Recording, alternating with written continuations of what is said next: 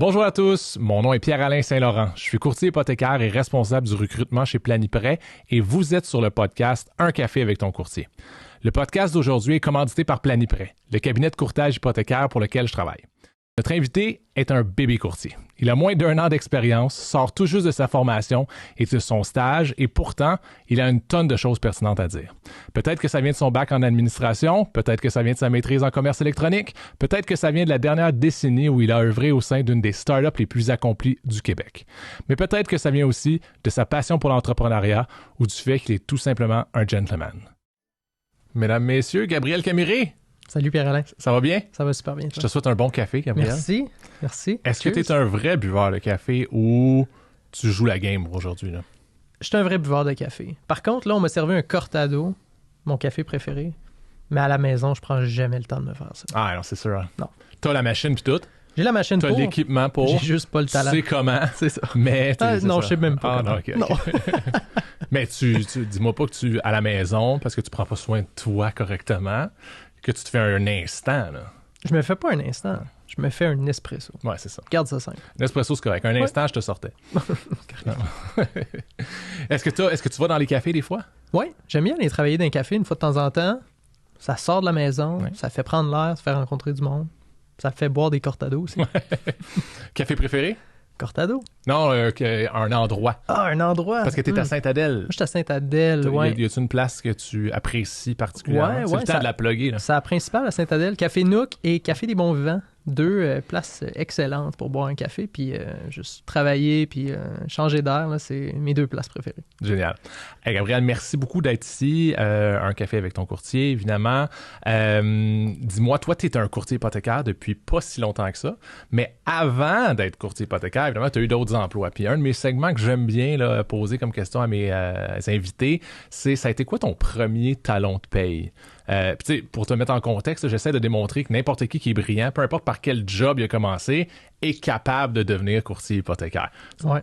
Fait que t'as commencé ça où, là, ta quête financière? J'ai commencé dans un club de golf. OK. Ouais. Moi, dans le fond, j'ai fait un sport-études en golf. J'ai toujours été impliqué. Je joue depuis que je suis super jeune. Fait que, naturellement, un bon emploi pour un jeune, parce qu'il engage super tôt là, dans les clubs de golf. Je pense que j'avais peut-être 14-15 ans, là. Puis j'ai commencé dans un club de golf, dans backshop qu'on appelle. Puis, laver les bâtons. Je lavais les bâtons de membres super aisés. Donc, c'est ça. On lavait les bâtons, on allait amener les bâtons aux membres, puis on s'occupait d'eux. Là. Fait que ça a été une super belle job. On lavait les karts. Ça, c'était cool parce qu'on pouvait conduire des karts avant même de pouvoir conduire une voiture. Fait que super expérience. Puis aussi, on ramassait les balles dans le range. Fait que on avait l'espèce de petite machine grillée. Pendant une seconde, je t'imaginais ramasser balle par balle pendant que tu reçois des balles. Comme dans le temps, avec un petit bouclier. Fait que t'avais le tracteur, là, mettons. Exactement. Là, mais encore là, il n'y a rien de plus fun que conduire un tracteur quand t'as 15 ans. T'sais. Fait que ça a été ça, ma première job. Petit job que je faisais soir et fin de semaine quand je pouvais. Puis, tu sais, on était payé pas très cher, surtout dans le temps. Mais écoute, ça a été super plaisant. Puis, tu sais, je travaillais avec des amis. Fait que on a fait un paquet de niaiseries. Là. Puis, j'avoue que quand il y a quelqu'un qui conduit le tracteur, qui ramasse les balles, je dois avouer que je peux pas m'éviter, je peux pas m'empêcher de le viser. Absolument. C'est sûr que je le fais. Absolument, puis ça n'a pas changé. C'est encore ma quête quand je vais au driving range, c'est de frapper le petit tracteur. Tu dis que tu as commencé à jouer au golf vraiment tôt. T'avais quel âge? Je me rappelle pas exactement. Je me rappelle d'avoir eu un petit sac junior. Là. Tu sais, je devais avoir peut-être 10 ans là, quand j'ai commencé. Parce que des fois, j'en vois, là, moi je joue plus au golf, là, mais j'ai eu un bout de temps où j'avais décidé que j'avais envie de devenir bon au golf, là, puis ça s'est dissolu. Et l'espoir de devenir bon et le goût de devenir bon. Mais puis il y a rien de plus cute, là, que des fois, il y en a, là, que c'est, je sais pas trop, peut-être 7, 8 ans, là, ils ont tout le petit polo, la ceinture, les petites shorts, le kit, tout. Ils sont cute. Là, ouais, même, ça, c'est impressionnant parce que c'est un sport que tu peux... C'est comme un mix de force puis de finesse en même temps. Fait que souvent, il y a des jeunes qui réussissent à se débrouiller super bien. Là. Ben, beaucoup meilleurs que moi. Oui, le sûrement. Pire, c'est ça pour les enfants qui sont meilleurs que toi, là, que c'est un peu décourageant, c'est le ski. Ouais. La pire affaire, là, tu vois, ils ont 3 ans puis là, ils passent ça à côté de toi. Bref. Donc, premier job dans un terrain de golf, ça te permettait de jouer aussi, j'imagine, un tout petit peu. Ouais, c'était l'avantage. Ouais. On jouait dans un club privé où est-ce que c'était difficile à rentrer. Fait que bel avantage pour un junior. T'aurais dû garder les noms de ces anciens membres-là. Ça serait une bonne base de données. Oui, mais je te dirais qu'ils n'ont probablement pas d'hypothèque, ces gens-là. Surtout maintenant, 30 ans plus tard, 20 ans plus tard. C'est ça. Ouais. Mais oui, c'est une belle clientèle. Mais donc, t'es courtier hypothécaire depuis très peu. Depuis quand, donc? Quelle date? J'ai commencé mon stage fin février, fait que ça fait à peu près 4-5 mois. T'es un bébé courtier. J'étais un bébé courtier, là, à peu près aussi bébé que ça se fait. Là. Ben, bizarrement, à part parce que t'es sympathique, c'est aussi pour ça un peu que t'es là. J'avais envie d'avoir la perspective d'un courtier qui vient d'arriver, qui a pas été... Tu sais, souvent, les courtiers, on va les entendre parler dans le temps qu'on était avec l'OACQ, maintenant t'en es avec l'AMF. Là, toi, t'as tout pas ce passé-là, ce bagage-là. Fait, mais évidemment, t'es pas passé de joueur de golf parce que t'as pas 16 ans maintenant. Là. Fait que entre le golf et devenir courtier, ça a été quoi un peu ton parcours pour te rendre ici? Quelques étapes. Moi, dans le fond, j'ai étudié en business. Marketing, c'est ça ma spécialité. Là. Puis ensuite, j'ai fait une maîtrise en commerce en ligne. Fait que je me suis toujours intéressé à ce qui se fait sur le web, surtout au niveau de l'acquisition de clients. Ensuite, je suis allé travailler pour une entreprise de golf, Golf Avenue. Une entreprise à Montréal qui vend des bâtons usagés de golf. Donc, à ce moment-là, je faisais de l'acquisition de clients par le courriel, spécifiquement. Puis après ça, j'ai grandi dans ce domaine-là là, pour finalement graduer à devenir manager d'une équipe de marketing chez Lightspeed. Fait que, tu sais, j'ai fait mes classes un petit peu à ce niveau-là. J'ai géré des équipes d'acquisition de clients spécifiquement. Puis avec les années, là, je me suis formé pour éventuellement faire un switch vers le courtage hypothécaire que je trouvais qui était un domaine super intéressant. Tu as comme glissé, là, pas subtilement, mais rapidement, le fait que tu as travaillé chez Lightspeed. Lightspeed, compagnie montréalaise, start-up. On se sent encore une start-up, là? Ça commence à avoir grossi pas mal. Oui, ils aiment ça appeler start-up, mais il y a beaucoup trop de millionnaires dans cette compagnie-là pour que ça soit une start-up. Mais dis-moi donc, qu'est-ce que ça fait, Lightspeed? Parce qu'on en entend parler souvent, on entend parler de quand ça va bien, on en entend parler quand leur valeur baisse ou quoi que ce soit. Qu'est-ce que tu faisais ou qu'est-ce que Lightspeed fait, dans le fond? Oui, Lightspeed, c'est une compagnie de point of sale, donc des points de vente pour les restaurants, pour les boutiques et aussi pour les clubs de golf. Okay. D'où la raison pourquoi je me suis ramassé là. Vous voyez un pattern commence à s'installer. J'aime beaucoup le golf. Mais c'est ça, c'est une compagnie de logiciels. Donc, ça crée des systèmes pour les entreprises. Puis ça permet justement de gérer leur entreprise.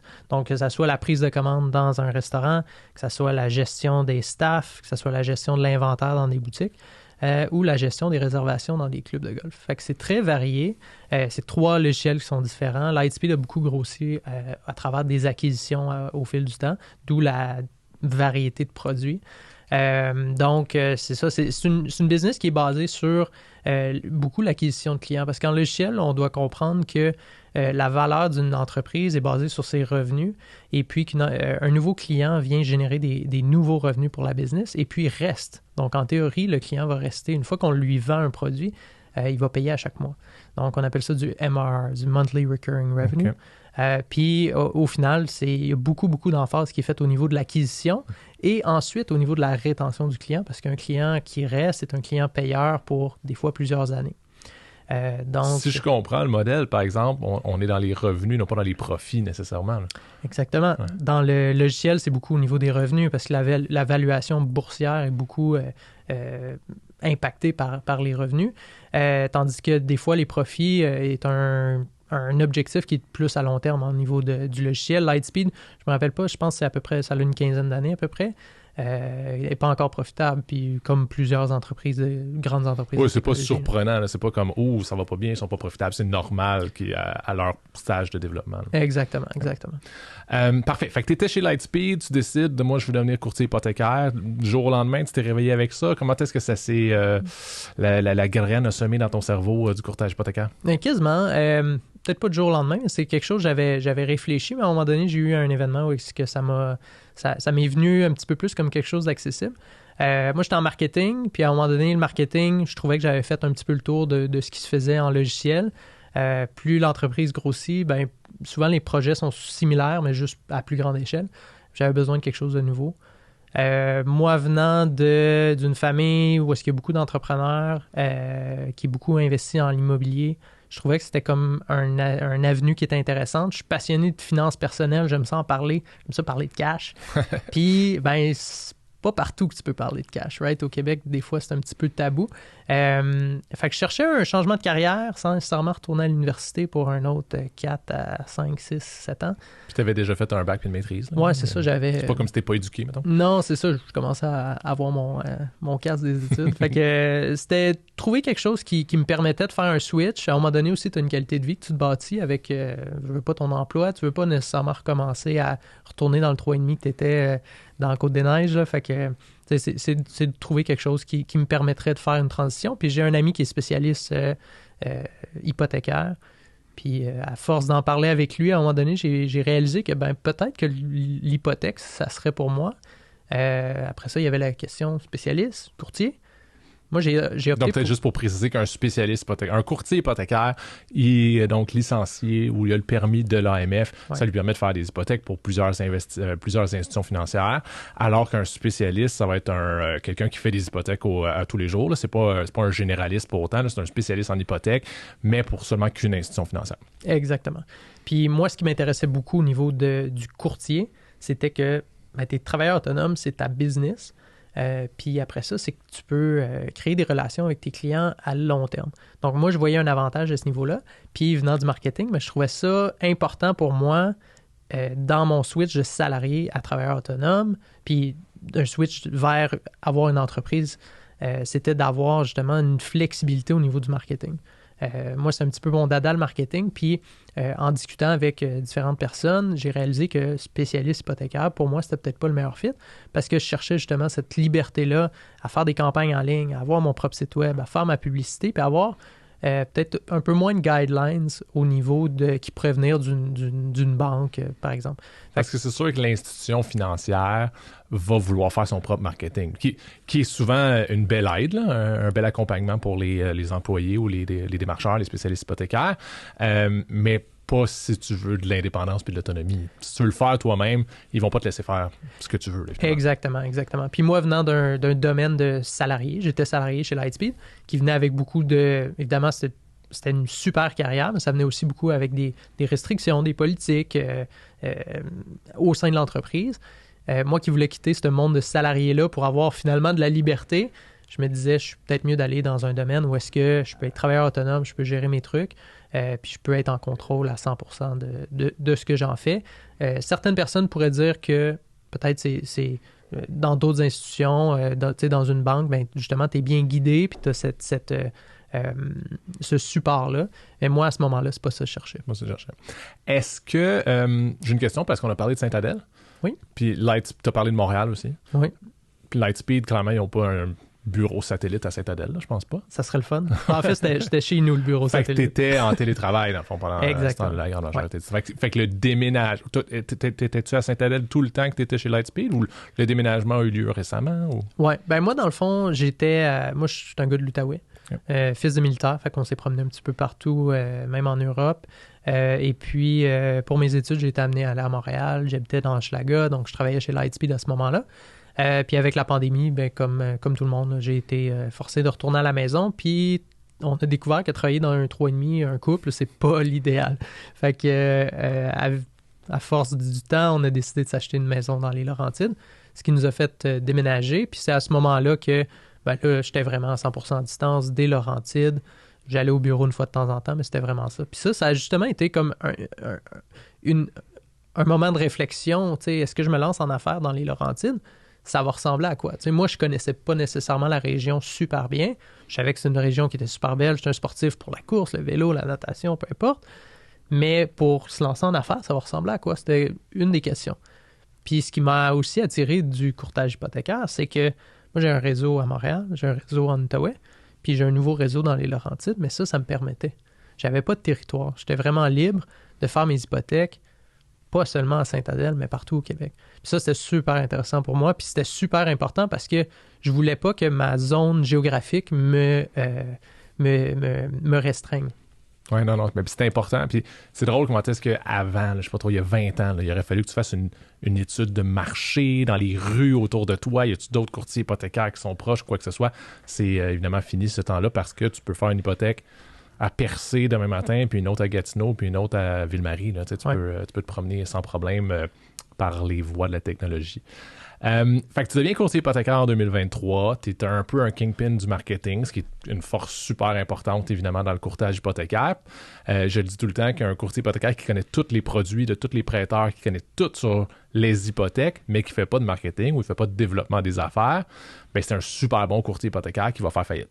Ouais. C'est important de sortir de nos connaissances puis d'aller vers les gens. Fait que toi, t'es arrivé, t'as fait ton 12 semaines de stage, puis déjà, les dossiers commençaient à rentrer. Par tes contacts ou parce que t'avais déjà commencé à faire de la prospection, de la promotion ou quoi que ce soit? Un petit peu des deux. Puis j'ai un petit peu été pris par surprise à ce niveau-là. Je savais que j'avais des habiletés en marketing par ma carrière auparavant, mais les dossiers ont commencé à rentrer plus vite que je pensais.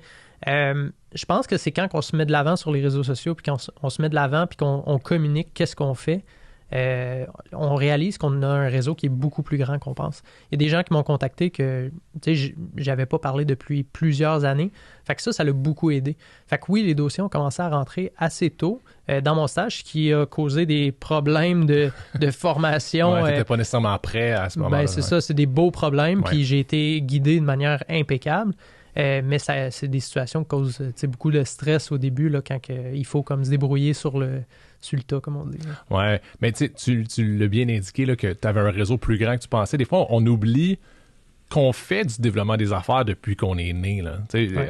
Je veux pas dire qu'on utilise nos amis pour devenir des clients nécessairement, mais ça donne que quand tu te pars une business comme travailleur autonome, ben, les gens autour de toi que tu as côtoyés depuis longtemps deviennent, par la force des choses, sont à 1 degré, là, sont tout près. Fait, eux vont te faire confiance. Puis ça, c'est un feeling qui est vraiment cool quand tu es courtier. Puis ouais, si tu as quelqu'un... sur ton consentement, là, c'est écrit combien de prêteurs as-tu fait affaire depuis que tu es dans les 12 derniers mois, puis c'est écrit 0. Là. Puis la personne dit « Ouais, c'est cool, là, je vais faire avec toi pareil. Ouais. » C'est un bon feeling, ça, quand même. Oui, absolument. Puis tu sais, justement, ton réseau, il est beaucoup plus gros, puis au final, le développement d'affaires que tu fais, puis quand tu tapines dans ton réseau, tu réalises qu'il est tellement plus fort, puis qu'il recherche justement à avoir de l'aide.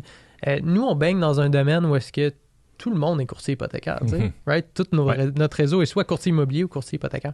Par contre, quand tu te mets dans les souliers de quelqu'un qui fait quelque chose de complètement différent, ben justement, il est content de voir que, crime, il y a quelqu'un dans mon réseau qui fait ça, puis qui va pouvoir m'aider, puis j'ai un lien de confiance qui est peut-être pas super fort au début, parce que c'est peut-être quelqu'un que la dernière fois tu l'as vu, c'est au secondaire, mais c'est déjà beaucoup plus fort que n'importe qui d'autre. Fait que, tu sais, c'est d'entretenir ça, puis c'est de vraiment être visible. Puis ça va faire en sorte que ça va amener de la business. Fait que, tu sais, moi, ça a été, dès le début, là, juste d'annoncer aux gens que c'est ça que je faisais, m'a amené beaucoup de business dès le début, puis m'a amené beaucoup de conversations il y en a qui se sont concrétisées en dossier, puis il y en a qui vont se concrétiser en dossier peut-être dans le futur. Puis on en entend parler beaucoup de ça, de la confiance qui peut ou pas être transférable. Puis là, je donne un exemple qui vient de me popper dans la tête. Mais si tu avais été pâtissier avant, mettons, là, les gens te font confiance pour tes pâtisseries. Là, c'est croissant, va être écœurant. C'est un pâtissier qui fait des croissants? Je pense que oui. Ça va être super bon. Maintenant, est-ce que j'y fais confiance comme courtier hypothécaire? Fait qu'il faut que la confiance soit transférée. J'imagine que par le fait que tu étais en affaires, en marketing, j'imagine que c'est une transition de la confiance là, qui se fait peut-être bien pour les gens. Oui, absolument. Puis tu sais, je pense que tout ce qu'on fait dans la vie, tu sais, quelqu'un qui songe à faire un changement de carrière, tout ce que tu as fait dans les dernières années va t'aider d'une manière ou d'une autre. Que tu sois impliqué dans ta communauté, que tu sois bénévole, que tu sois un bon pâtissier, si tu as une éthique de travail qui est démontrée, si tu es une personne qui est charismatique, qui aime les gens, puis qui aime aider les gens, je pense que ça se transfère d'un domaine à l'autre. Moi, je faisais du marketing, j'aidais pas des clients de manière concrète. J'étais jamais comme customer facing. Par contre, j'avais une éthique de travail et puis je m'impliquais dans différents projets plutôt entrepreneuriales. Mais je pense que ça m'a donné une certaine crédibilité au début qui est peut-être venue contrebalancer le fait que j'avais pas nécessairement beaucoup d'expérience en courtage. On va en parler de ton esprit entrepreneurial, comme tu dis. Mais juste avant, je veux savoir, bon, t'es courtier hypothécaire depuis 3 minutes, mais qu'est-ce qui fait que tu te lèves le matin? C'est quoi la chose qui te fait briller les yeux là, quand tu penses au courtage, quand tu penses à ta carrière, quand tu penses à la satisfaction que tu retires de ton emploi? Oui. Ben, je pense ce qui me ce que j'avais beaucoup de la misère avec mon ancien emploi, c'est que je n'étais pas customer facing, justement. Donc, je travaillais beaucoup, je travaillais avec des collègues, puis je travaillais pour des profits d'une grande entreprise, que ce soit Lightspeed ou un autre, une grande entreprise qui, au final, génère des profits, mais c'est tellement des grandes entreprises qu'on a de la misère à savoir, ça a-tu vraiment fait une différence? Puis j'avais besoin de sentir que je faisais une différence. Fait que quand je me lève le matin, ce qui m'aide beaucoup, puis ce qui me drive, c'est d'aider des gens dans leurs finances personnelles. Parce que l'hypothèque, c'est quand même une grosse composante de leurs finances personnelles. Les gens, avant même de me lancer en hypothèque, en jasant avec des connaissances, j'ai réalisé comment que les gens sont peu éduqués en finances personnelles. Puis il y a une grosse lacune. Puis il y a beaucoup de gens qui prennent des décisions qui sont hyper importantes pour leur présent, mais surtout pour leur futur, sans vraiment le savoir. Puis ça passe de des gens qui ont peu d'éducation à des gens qui ont beaucoup, beaucoup d'éducation. Fait que moi, ce qui me drive, c'est vraiment d'aider les gens à prendre les meilleures décisions au niveau de leur hypothèque, mais aussi, juste en général, des hygiènes de vie financières qui vont les aider tout de suite, mais surtout dans le futur. 2 points par rapport à ça qui me viennent en tête. Je trouve qu'en entreprise, quand tu travailles, quand tu es un salarié, moi aussi, j'avais cette impression-là de vouloir faire une différence. Mais tu te rends compte, quand tu deviens travailleur autonome, les hauts sont bien plus hauts. Tu as un nouveau client, tu réussis à faire accepter son prêt, alors que lui-même pensait que ça ne marcherait jamais. Gros high. Tu es comme, wow, super content. T'sais, comme faire un birthday. Je sais pas si c'est un bon exemple. Là. T'es vraiment, les victoires du sport reviennent chercher les mêmes choses. Après ça, tu as des journées, tu peux avoir 2-3 jours où le téléphone ne sonne pas, il se passe rien, petite panique. Fait que le bas est beaucoup plus bas. Alors que quand tu travailles dans une grande organisation, moi j'avais travaillé dans des institutions financières avant, ben, les hauts sont beaucoup moins hauts parce que c'est-tu vraiment grâce à toi qu'on a eu un bon trimestre? Puis les bas sont beaucoup moins bas parce qu'on a eu un mauvais trimestre, mais c'est pas vraiment de ma faute. C'est ça. Fait que je trouve qu'il y a quelque chose de vraiment cool à faire avec ça. Puis j'avais dit que j'avais 2 points. Mon deuxième point, je l'oublie. C'est correct, mais moi, je vais reprendre la balle là-dessus. Tu sais, je pense que oui, tes hauts et tes bas sont beaucoup plus, peut-être modérés, mais quand tu es travailleur autonome, ça te force à travailler sur toi parce que justement, tu vis une montagne une montagne russe d'émotions. Fait qu'il y a des journées qui sont hyper stimulantes. T'as un buzz d'adrénaline par tout ce qui se passe. Puis, au contraire, des fois, malheureusement, ça arrive des refus. Puis là, des fois, on pourrait le prendre personnel. T'sais. Fait que ça va autant au niveau des émotionnels, mais aussi au niveau de l'activité. Donc, il y a des journées que tu es hyper occupé. Tu vas travailler 15 heures, puis il va manquer d'heures dans ta journée. Puis le lendemain, vraiment le lendemain, rien. Parce que tous tes dossiers ont été soumis. Parce que tout ce que tu avais à faire, fallait que ça soit fait hier. Donc, c'est très difficile à gérer ça. Mais je pense que ça te force à devenir une meilleure personne puis à essayer de comprendre c'est quoi tes émotions. T'sais. Puis la roue est petite. La roue, surtout dans l'hypothèque, évidemment. Je pense que les gens qui vendent de l'assurance, c'est toujours des projets, des stratégies à plus long terme, alors qu'une hypothèque, quand il y a un achat, j'ai besoin du financement dans 10 jours, dans 15 jours, quand le courtier immobilier est fin. Fait que ça va vite, puis au bout de ce nombre de jours-là, ben tu recommences. Fait que la roue est vraiment courte. Là. Fait que oui, il faut que tu te revires de bord rapidement, là, malgré tes hauts et tes bas émotifs. Si ouais. Non, définitivement. Puis tu parlais, ça m'est revenu, tu parlais de l'éducation financière, puis ça fait longtemps qu'on en parle, où est-ce que, oui, il y a un cours d'économie là, en secondaire 5, là, je ne sais même pas s'il existe encore, ce cours-là, mais c'est le premier cours qui est sauté. Là. Je suis presque certain que toi, vu que tu étais en sport-études golf, tu n'as pas eu à le faire. Non, moi j'ai pas eu ça. Ben c'est ça. Fait que moi aussi, ça m'a été sauté parce que je pense que j'étais dans le conseil étudiant. C'est comme le premier cours qu'on enlève du revers de la main, alors que c'est super important parce que il revient jamais. Ces notions-là reviennent nulle part.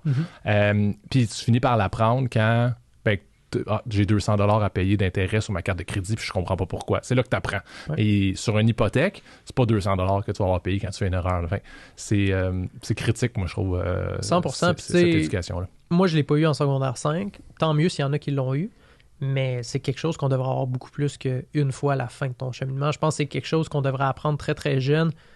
Juste de savoir, au final, c'est des mathématiques, mais avec une stratégie d'affaires derrière.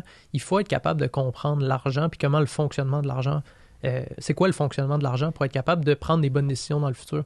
Fait que, tu sais, juste d'apprendre les bases du commerce. Quand que je vends quelque chose, j'ai un coût. la différence entre ces deux choses-là, ben, ça va être le profit. Puis c'est avec ça qu'on commence à générer des profits, puis qu'on commence à avoir une entreprise. Puis après ça aussi, qu'est-ce qu'on fait avec cet argent-là pendant qu'on l'a? Est-ce qu'à 19 ans, c'est une bonne idée de s'acheter un char neuf? Peut-être dans certains cas, mais probablement que dans la majorité des cas, ça ne l'est pas.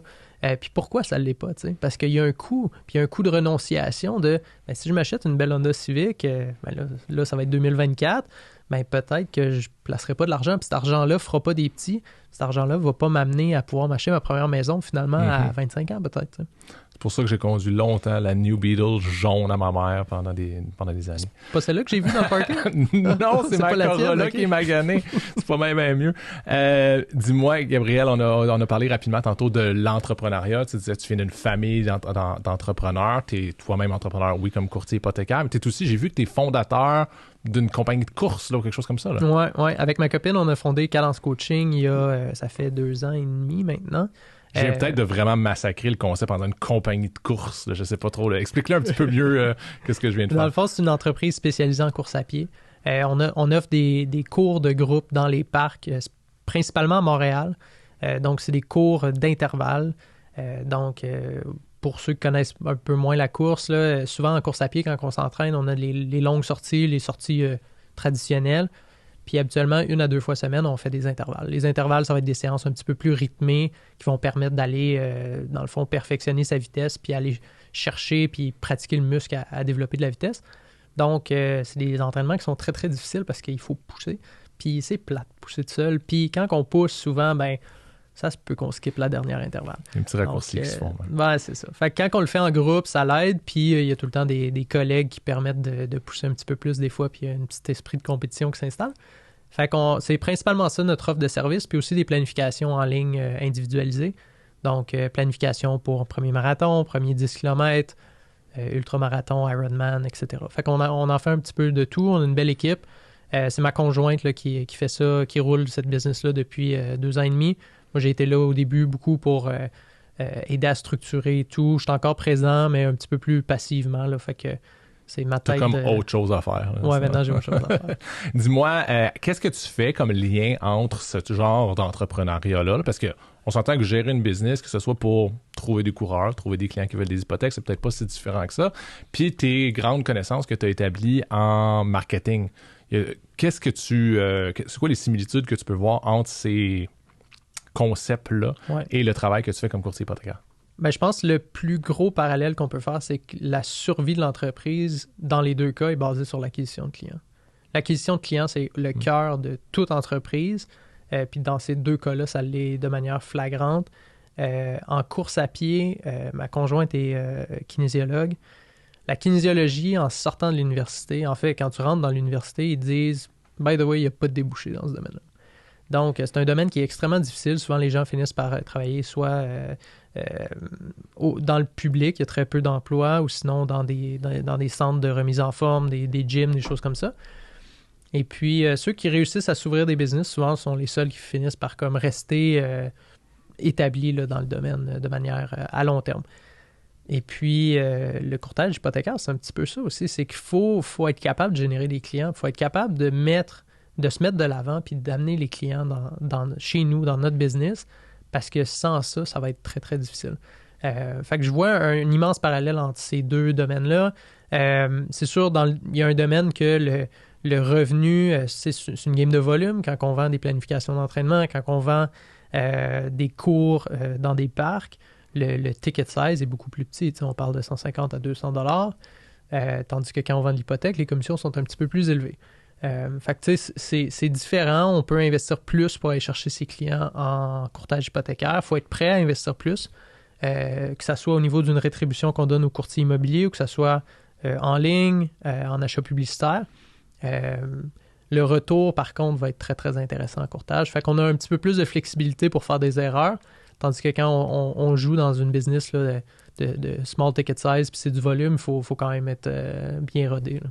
Mais j'imagine, je vois bien le parallèle où est-ce que autant, une fois les groupes de courses pleins, là, c'est la même chose que ta semaine est pleine de rendez-vous hypothécaires, ben tu peux pas dire, ben OK, parfait, je suis en business, Non, il faut que tu penses à développer des nouveaux dossiers parce que tes coureurs, ils vont pas rester nécessairement l'année prochaine. Ouais. Puis des gens que tu finances maintenant, ça se peut que dans 3 semaines, mais tu vas avoir fini tes dossiers, puis là, tu vas te tourner les pouces. Fait que la constance du développement des affaires est super importante, mais ça vient en surplus de l'essence du travail. Là. Ouais. On s'entend, t'es ici présentement. Là. Ça en est du développement des affaires, mais t'es pas en train de traiter tes dossiers. Là. Non. Fait que c'est un petit peu la même chose. Oui, absolument. Tu sais, je pense qu'il faut constamment développer les affaires. Il faut que ça soit quelque chose qu'on fait de manière récurrente et constante.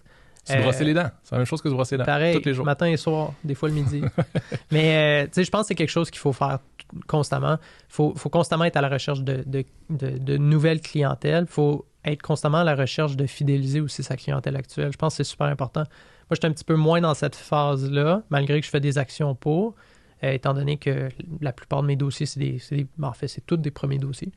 Mais je pense qu'un courtier d'expérience doit vraiment mettre du focus pour travailler sa base de données. Puis ça m'amène au deuxième point qui est l'importance d'avoir des systèmes puis l'importance d'être rodé dans sa business.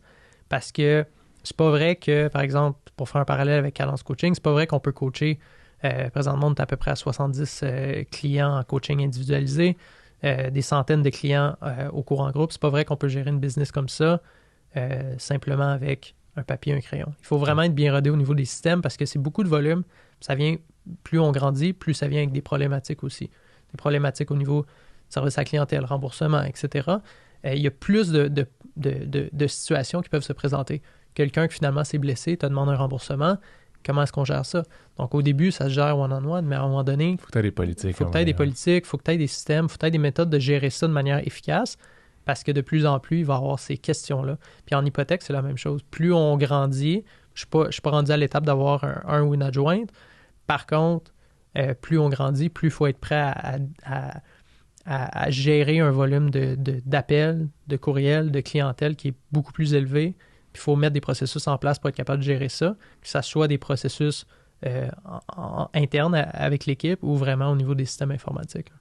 Puis je peux juste penser, avec Cadence Coaching, en plus, il y a la météo à gérer. Là. Comme quand il pleut. Cette semaine, il annonçait de la pluie toute la semaine. Il n'y a pas plu tant que ça. Puis la fumée, là, pendant qu'on enregistre ça, il y a eu les feux de forêt. Fait que, cette semaine, il a fallu qu'on annule des cours. Fait que, maintenant, regarder la météo devient un truc journalier. Oui, c'est clair. Mais puis, c'est pas comme si les humains, nos clients, sont beaucoup plus, je ne sais pas dire fiables, mais sont pas tout le temps non plus prévisibles d'une certaine façon. Ou est-ce que des fois, tu te dis, oui, c'est bon, je t'envoie la documentation demain, puis il n'y a pas de courriel qui rentre, il n'y a rien qui rentre le lendemain. Des fois, tu cours après eux autres aussi. Ouais. C'est pas la météo, mais ça peut ressembler. Mais, tu sais, avec une base, tu sais, si tu as 10 dossiers qui sont live, puis les clients t'envoient pas toujours la bonne documentation, ou t'envoient de la documentation qui est peut-être pas conforme, ben il faut avoir des processus pour être capable de justement keep track, parce que ça serait plate de perdre un client parce qu'on a oublié d'envoyer un courriel qui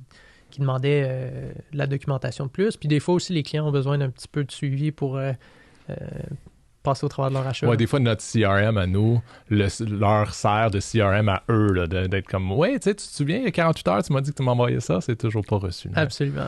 Fait que, tu sais, je pense que c'est un des défis de la profession ou du métier, c'est qu'on gère, qu'on est avec le public. Finalement, c'est ça que je voulais. Ouais. Ça vient avec des défis. Ça vient avec des défis de justement, tout le monde un peu gère ses trucs de manière différente. Fait qu'il y en a qui sont super assidus, t'envoies tous les documents, first shot, tout est fantastique.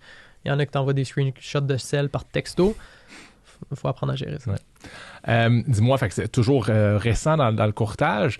Tu es encore dans tes apprentissages, évidemment. Là, moi, souvent, j'ai toujours tendance pour arrondir les chiffres, de dire que ça prend 100 dossiers avant d'être un courtier relativement confortable. Ouais. Tu n'es pas encore là, probablement, non. Mais ça, tu vas y arriver bien vite, je le sais. C'est quoi la magie du courtier hypothécaire, là, des stratégies financières, des produits financiers que tu as découverts, puis tu es comme, wow, tout le monde devrait connaître ça, tout le monde devrait utiliser ça, ou du moins devrait avoir ça dans son coffre à outils. Oui. Ben, je pense, un des trucs qui m'a le plus surpris, parce que je pense, quand on est à l'extérieur du courtage hypothécaire, on est peut-être un petit peu moins exposé à ça, c'est les prêteurs alternatifs. C'est quelque chose que j'ai trouvé hyper impressionnant.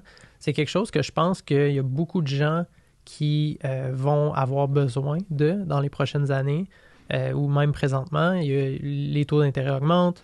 Il y a des gens qui sont en situation un petit peu plus difficile. Je pense que les prêts alternatifs, c'est quelque chose qui est super intéressant pour les gens qui ont peut-être des situations un petit peu plus délicates ou des gens qui sont dans des situations d'emploi qui ne permettent pas d'aller chercher des prêts dans le A. Donc, je pense que ça, c'est super intéressant. On parle beaucoup de courtiers immobiliers qui se lancent, qui font des belles payes, qui ne peuvent pas nécessairement aller chercher du financement. Ça, c'est un exemple. Mais beaucoup de gens qui se lancent en affaires, tu sais, des gens, des fois, c'est leur 3e entreprise. C'est des entrepreneurs en série, ils changent d'une business à l'autre, d'une industrie à l'autre, ce qui fait en sorte que des fois, ça ne financera pas nécessairement dans le A parce que justement, il n'y a pas cette constance-là de 2 ans, de moyenne 2 ans, etc. Fait que quand on sort un petit peu des scénarios traditionnels, les prêteurs alternatifs deviennent super intéressants. Puis je pense que c'est un stepping stone vers rentrer dans le A puis rentrer dans les prêts plus conventionnels. Puis des fois, quand ça permet d'avoir une opportunité ou d'investir dans un projet, ça peut être quelque chose qui est super intéressant. Et puis ça, c'est cool parce que c'est un moment où est-ce que tu es et le courtier et le client. Je veux dire, tu peux très bien le comprendre parce que tu étais salarié, tu avais un bon salaire, ou du moins un salaire super régulier. Toutes les institutions financières vont te prêter avec 2 documents. Là, alors que là, tu es la même personne. Tu n'as pas plus, tu n'as pas moins d'argent. Tu es un travailleur autonome, puis là, ça devient vraiment pas mal plus compliqué si tu avais acheté une maison aujourd'hui. Là. Exactement. Puis ce qui m'a toujours intéressé, moi, j'ai travaillé, évidemment, je viens du monde des institutions financières traditionnelles, donc les prêteurs A. Puis ce qui m'a toujours impressionné des prêteurs alternatifs au B, c'est leur court terme. Eux-mêmes veulent pas le client pendant 5 ans. Là. Les autres, ils veulent que tu aies une stratégie de rentrée et une stratégie de sortie pour que le client il mette son crédit à jour si c'est ça qui est nécessaire ou qu'il ait le temps d'avoir son fameux 2 ans de travailleur autonome. Puis après ça, ils veulent qu'il retourne dans le banking traditionnel, si on veut. Absolument. Fait que je trouve que c'est des partenaires qui sont le fun à cause de ça, entre autres. Oui. Puis tu sais, c'est ça, comme tu l'as dit, un entrepreneur qui se fait 1 an, qui a son historique d'emploi, au final, dans 1 an, va pouvoir passer dans le A. C'est pas une période de temps qui est super longue. La différence de taux d'intérêt n'est pas énorme souvent entre le A et le B, ce qui permet de faire ton achat, on claire la paperasse, tu deviens propriétaire, puis dans 6 mois, 1 an, on réouvre la discussion, puis on te passe dans le A. Fait que le coût final sera pas énorme pour le client, mais ça lui permet d'acheter tout de suite parce que peut-être il est tombé sur une opportunité qui serait intéressante maintenant. Tu sais, des fois, tu as des acheter tout de suite, mais tu as des garder sa maison aussi. Là. Des fois, absolument. Absolument. Tu as une famille là, aussi là-dedans là, qui va pouvoir rester où est-ce qu'ils sont habitués d'être, etc. Là. Exactement. Puis pour le courtier, c'est intéressant aussi parce que on fait un client heureux maintenant. Puis on a un client qui, en théorie, devrait revenir à ce moment-là. Fait que tu sais, je pense que c'est gagnant pour tout le monde. Puis c'est définitivement, c'est comme un couteau suisse, là, c'est vraiment un bel outil à avoir dans sa poche arrière. Je me permets, parce que tu as travaillé en technologie, de te poser la question. Moi, mon nouveau meilleur ami et également la personne qui va sûrement m'étrangler dans mon sommeil, c'est ChatGPT. Fait que tu vois la technologie du courtage hypothécaire ou avec l'intelligence artificielle, tu vois ça s'en aller vers où? As-tu une perspective de nouveaux courtiers par rapport à tout ça? Oui, je pense que la technologie va faire en sorte qu'il y a beaucoup de processus qu'on va être capable d'automatiser au sein du courtage. Je pense qu'il y a beaucoup de tâches qui sont des fois répétitives, qui sont des fois qui n'ont pas beaucoup de valeur ajoutée, vraiment au niveau du traitement de dossier. Après ça, la valeur ajoutée vient de nos connaissances, vient de notre tête, vient de être capable de guider le client. Ça, je pense que ça va prendre beaucoup d'années avant qu'on puisse remplacer ça. Par contre, je pense que les courtiers vont devoir continuer à beaucoup s'éduquer, devenir beaucoup plus polyvalents au niveau de les connaissances en finance pour devenir un vrai conseiller en finances personnelles pour le client. Parce que je pense que dans certains cas, tout simplement, je pense qu'il va falloir qu'on continue à s'améliorer, à s'éduquer au niveau de ce qu'on offre aux clients pour justement être en mesure de continuer à perdurer dans un marché où est-ce que des fois il pourrait y avoir certaines disruptions qui arrivent. Dérangements. Ouais. Puis ça fera en sorte que, c'est ça, je pense que c'est les meilleurs courtiers et les courtiers qui continuent à s'éduquer qui vont pouvoir passer au travers de la prochaine vague. Je pense que ces outils-là technologiques vont nous aider, les courtiers, à s'éduquer.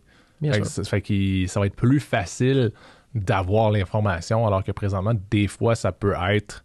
Tu sais, il y a bien des choses qu'on apprend par téléphone, là, en appelant le directeur de compte ou le BDM d'un prêteur. Hey, comment vous faites ça? Puis là, ils donnent l'information. Puis là, OK, parfait. Puis là, ils l'ont donné à un courtier. Là. Il y en a 1500 au Québec. Là. Fait, des fois, ça peut être un peu plus long comme industrie, mais je pense que ça va aller plus rapidement. Puis moi, je pense que ultimement, lorsque la technologie va être prête, un peu comme dans le placement, il va y avoir des gens qui vont utiliser des systèmes 100% automatisés. Puis, tant mieux pour eux autres, parce qu'il y en a encore là, des conseillers financiers puis des gens qui font des courtiers, qui font des placements pour... parce que c'est pas tout le monde qui veut gérer de façon autonome leur placement. Fait que je pense que ça va être la même chose un peu dans le courtage, où est-ce que tu vas avoir des courtiers pour un certain type de clientèle, puis un gros morceau de clientèle. Puis il va y avoir aussi des gens qui vont décider d'utiliser la technologie presque à 100%. Mais ça reste un gros investissement, puis à juste dire « je le fais parce que la machine m'a dit qu'il fallait que je le fasse », ça reste que c'est un stress qui peut être quand même majeur. Mais des fois, tu peux penser à des gens là, qui sont à leur 4e renouvellement. Il leur reste 60 000 $ sur leur hypothèque. T'sais, des fois, c'est moins des gros montants. Les impacts peuvent être un petit peu moins. Mais quand tu as fait l'achat à 360, à 375, à 500 000, là, le stress embarque, mettons. Oui, absolument. C'est ça. Je pense que ça revient à ça. C'est qu'il faut s'éduquer pour avoir cette valeur ajoutée-là parce que je pense qu'il va peut-être avoir dans le futur une certaine automatisation sur certains produits, puis sur certains clients qui savent ce qu'ils veulent, qui renouvellent un condo pour la 3e fois. Qui ont passé au travers du processus. Je pense qu'il va y avoir beaucoup de technologie qui va être investie dans ce genre de produit-là. Après ça, quand on tombe dans des manœuvres qui sont beaucoup plus complexes, ou est-ce que ça prend vraiment un service personnalisé, je pense que c'est là que le courtier va shiner. Puis c'est pour ça qu'il faut continuer à s'éduquer parce que faire des renouvellements de condos, ça sera peut-être plus la majeure partie de notre marché. Je te remercie beaucoup, Gabriel. Y a-t-il quelque chose qu'on n'a pas touché, qu'il aurait fallu, que tu aurais voulu qu'on parle, Je pense pas. Ça a été une super discussion. Merci beaucoup de m'avoir reçu. Ben, ça me fait plaisir. Merci beaucoup d'être venu à un café avec ton courtier. Je te souhaite une belle journée puis une bonne carrière dans le courtage hypothécaire, Gab. Merci beaucoup. Merci. Merci à tous d'avoir écouté cet épisode. Merci infiniment à mes invités ainsi qu'à mes commanditaires. Je vous rappelle que vous pouvez retrouver cet épisode et tous les autres en audio sur Spotify, Apple Podcasts et Google Podcasts et en vidéo sur YouTube en cherchant un café avec ton courtier. Si vous voulez communiquer avec moi ou avez des commentaires, n'hésitez pas à me les transmettre sur LinkedIn, Instagram ou Facebook. On se retrouve pour notre prochaine dose de caféine avec ton courtier.